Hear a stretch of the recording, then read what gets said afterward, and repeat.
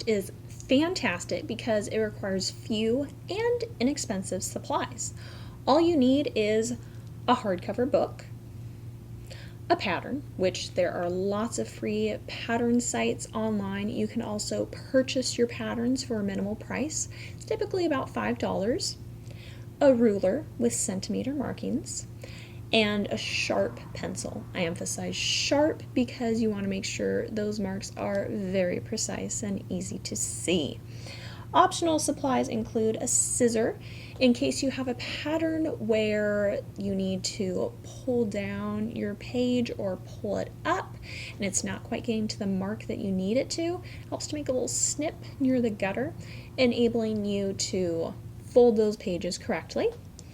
A bone folder is helpful to really fold those pages down without having to use your fingernails, which I'm infamous for using mine, but personal preference.